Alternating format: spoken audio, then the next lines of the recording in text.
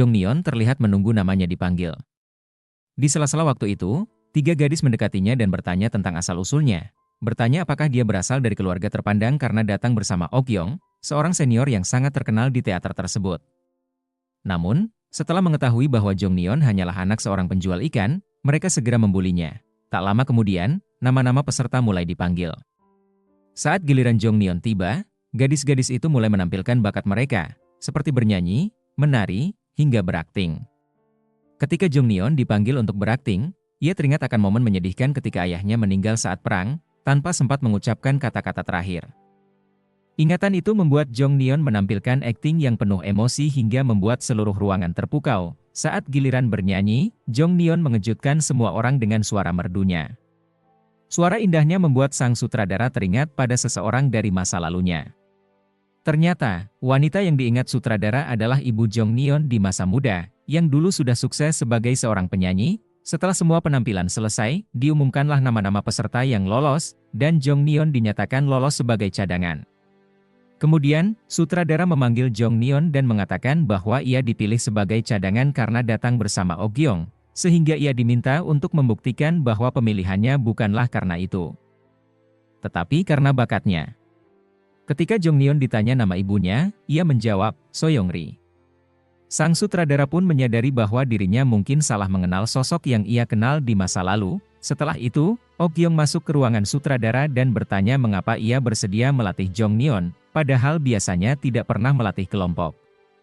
Ok Yong menjelaskan bahwa saat pertama kali mendengar Jong Neon bernyanyi, ia merasa Jong Neon berpotensi menjadi penerusnya di masa depan. Sementara itu, Jong Neon mencari kamar asramanya. Ketika ia masuk, 3 gadis yang sama datang lagi dan mengejeknya, namun kali ini Jong Neon tidak terlalu mempedulikan mereka. Di dalam kamarnya, barang-barang sudah tersusun rapi. Akhirnya, Jong Neon pun tertidur. Namun, di tengah malam, ia melihat teman sekamarnya masuk ke kamar.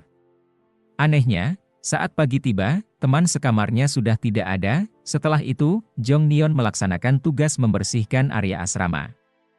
Seseorang bernama Hong Joran menghampirinya dan memperkenalkan diri. Joran kemudian mengajak Jong Neon berkeliling asrama, memperkenalkannya pada fasilitas seperti kamar mandi, dapur, dan kamar kecil.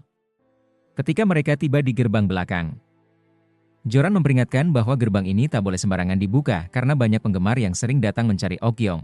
Joran juga mengajak Jong Neon ke ruang latihan dan memperkenalkan seorang bernama Hierang. Saat Jong Neon bertanya siapa Hierang, Joran menjelaskan bahwa Ok Yong adalah pemeran utama pria, sedangkan Hierang adalah pemeran utama wanita. Keduanya adalah pasangan yang sangat populer di teater tersebut. Joran juga mengingatkan Jong Neon untuk berhati-hati karena ada beberapa anggota yang iri padanya karena datang bersama Ok Yong. Kemudian, Jong Neon berjalan-jalan sendiri dan tak sengaja melihat seseorang bernyanyi dengan suara yang sangat indah, membuatnya terpukau. Tak lama setelah itu, mereka berempat dipanggil oleh sutradara Kang, yang menjelaskan bahwa meskipun mereka boleh berlatih dengan pakaian biasa, nanti mereka akan diberi seragam dan tidak boleh lagi menggunakan pakaian biasa saat latihan.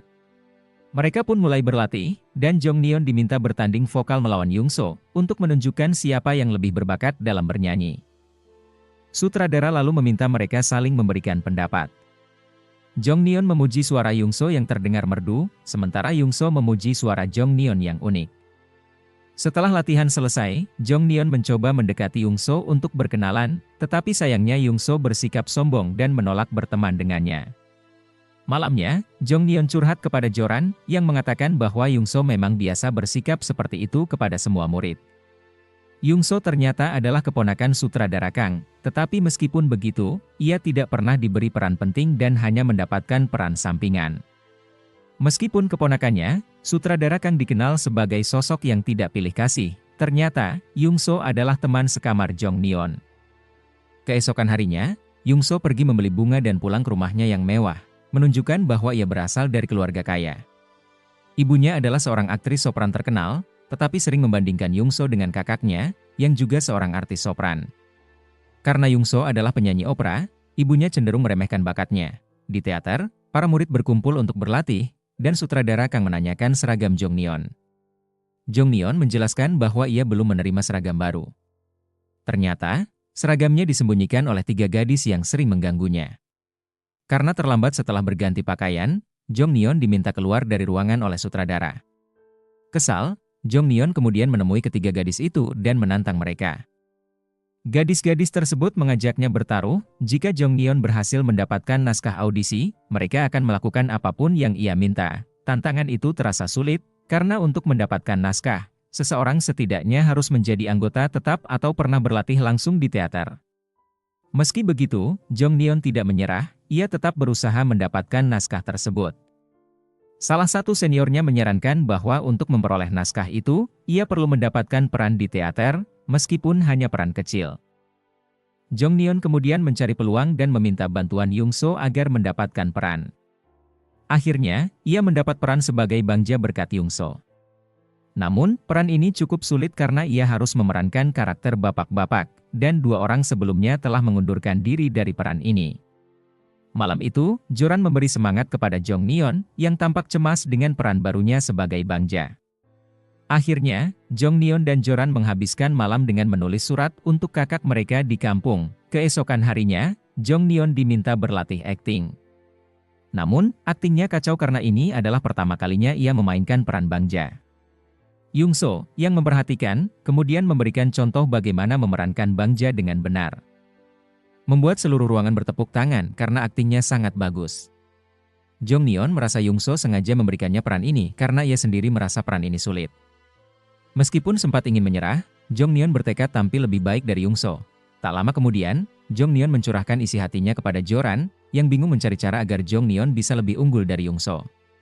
Di tengah percakapan, Jong Neon tiba-tiba dipanggil oleh Ok Yong. Mereka pergi ke rumah Ok Yong, dan di sana Jong Neon bertemu Hierang, yang sedang bersama seorang anak kecil, membuatnya bertanya-tanya apakah anak itu milik Hierang. Di dalam rumah, Ok Yong sedang menonton film. Jong Neon terkejut karena ini pertama kalinya ia melihat film yang serupa. Ia bertanya kepada Ok Yong bagaimana caranya menikmati peran seperti yang ada di film. Ok Yong menjawab bahwa ia tidak pernah mempelajari teknik khusus. Ia hanya mendalami setiap karakter agar penonton bisa merasakan emosi yang ia sampaikan. Ok Yong kemudian menyuruh Jong Neon untuk tidak perlu mempelajari terlalu banyak teknik. Ia menyarankan Jong Neon untuk mengikutinya dan memberikan naskah kepada Jong Neon. Ok Yong ternyata berencana menjadikan Jong Neon sebagai penerusnya, bahkan mungkin sebagai pesaing di masa depan.